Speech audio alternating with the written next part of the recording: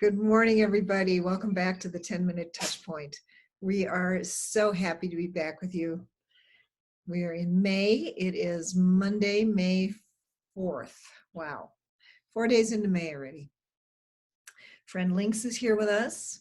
Here's his tail. And we'll start with the gong. Okay. And Lynx just said, "What was that?" Take a breath. Take a breath, Lynxie.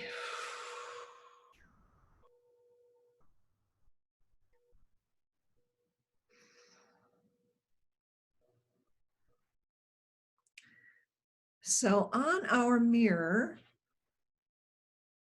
Glenn has posted some daily prayers that are from a magazine called Lion's Roar, which is a Buddhist magazine, but they're really nice prayers. So I'm going to read prayer number 3, Wise Intention for Self.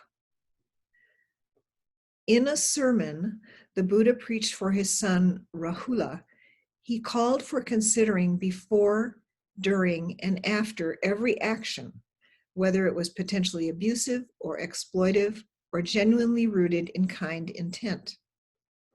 Sufficient clarity of mind, through wise mindfulness and concentration, is required to discern negative intent, and sufficient wise effort is required to exercise self-restraint.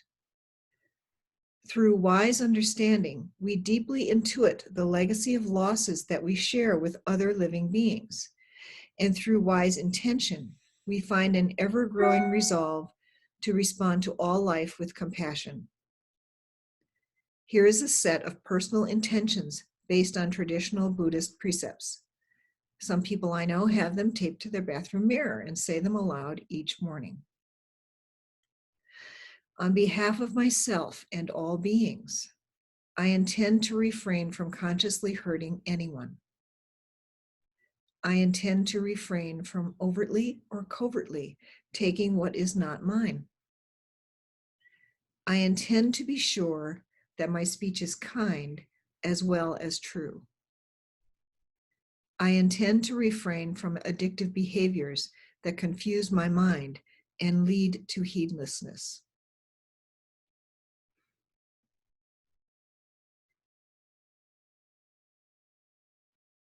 The author goes on to say, my own experience is that saying specific vows evokes an awareness of ways in which I may have broken them.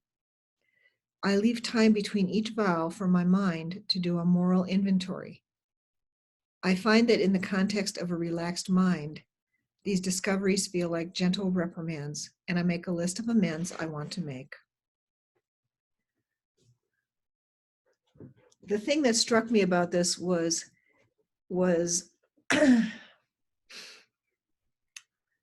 this to me sounds like the rule, do unto others as you would have others do unto you. You want to be treated with kindness.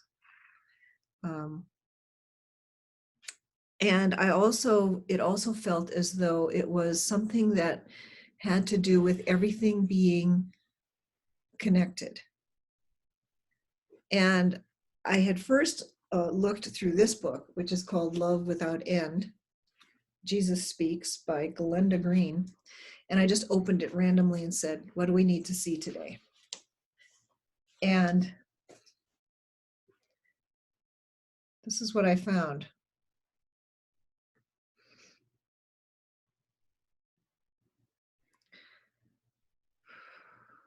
You see, the singular infinity of the Father precedes the children, but together with his children is the living essence of a stereophonic universe. Without the children, there could not be stereophonic existence, a phenomenon which is created by attaching the principle of infinity to an infinite number of viewpoints, You are thus the richness of the universe, the depth and completion of it all. It is so important that you respect your individuality and the self-awareness that you possess. But then within that, this is actually, I think, Jesus speaking, within that infinity, you will provide dimensions for expanded existence. The universe is a partnership wherein the creator may have rest and the created may have freedom. It is a relationship which you can also experience symphonically with others by seeing the eyes of the Father when you look into the eyes of your brother. As you do that, you are extending the symphonic richness of infinity. So it seemed to me that it's all about oneness, compassion for others, whether we agree with them or not, whether we condone what they do or not. They are still part of the whole. And we all have purpose, including those we disagree with. So let's just take a moment and contemplate what that means.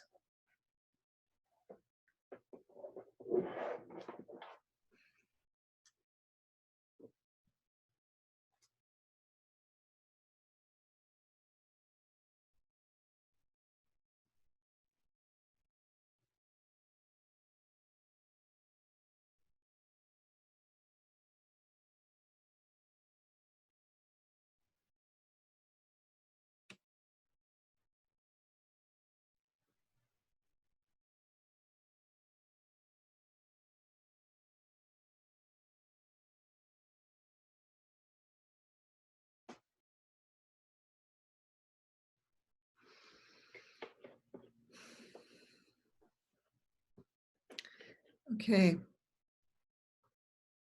The question today is, what does it mean to you to have compassion for those with whom you disagree? And I will post that in the Facebook page. Wow, that 10 minutes went really fast. Mm-hmm. So we contemplate that. We're all one. Do others no harm. What does that all mean? Especially today. Have a beautiful day. And we will see you next time. Blessings to you all.